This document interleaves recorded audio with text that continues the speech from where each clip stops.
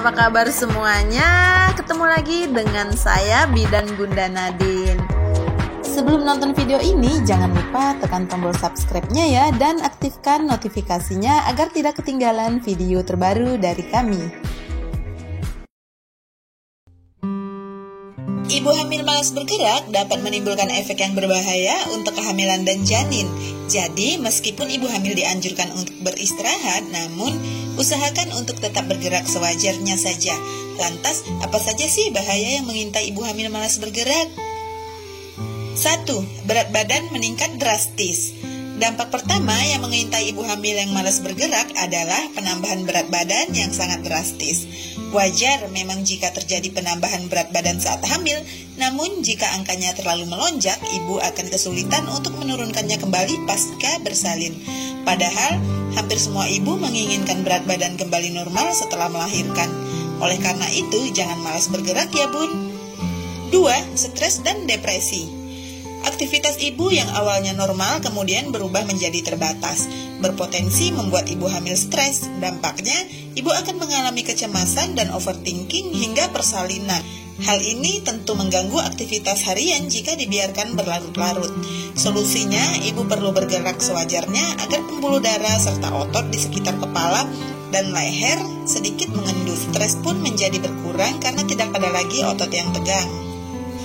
3. Gangguan tidur. Ibu hamil malas bergerak juga dapat mengakibatkan gangguan tidur di malam hari. Ibu akan sulit tidur karena pikiran tidak rileks. Sebaiknya ibu tetap beraktivitas normal disertai dengan olahraga ringan agar peredaran darah lebih lancar.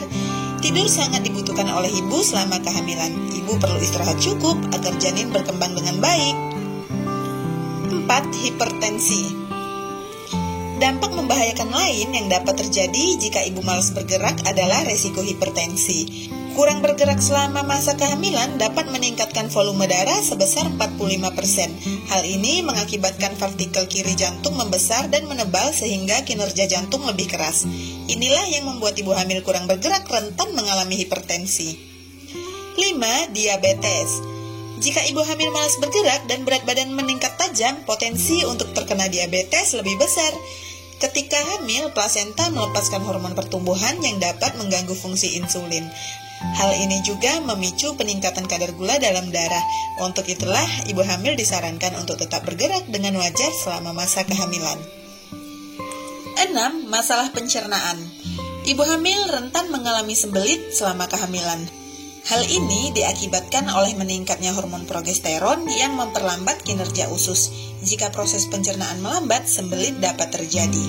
Masalah pencernaan dapat menjadi lebih parah jika ibu hamil malas bergerak. Sebaliknya, pencernaan akan lebih lancar jika ibu hamil aktif bergerak secara wajar. 7. Peningkatan denyut jantung.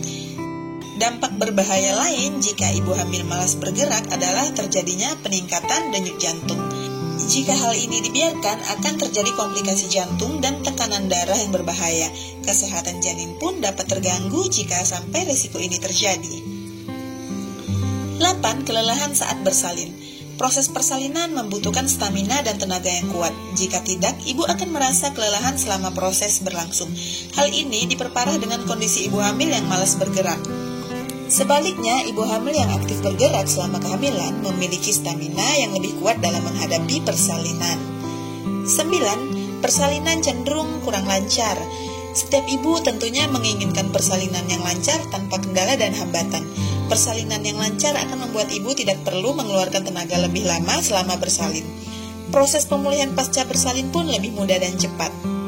Permasalahannya, jika ibu hamil malas bergerak, justru berpotensi mengakibatkan persalinan tidak lancar. Oleh karena itu, penting bagi ibu untuk tetap aktif bergerak selama hamil. Ibu dapat melakukan yoga, senam ringan, jalan santai, atau aktivitas ringan lainnya untuk memperlancar persalinan. Tetap bergerak mampu membuat ibu lebih bahagia dan produktif.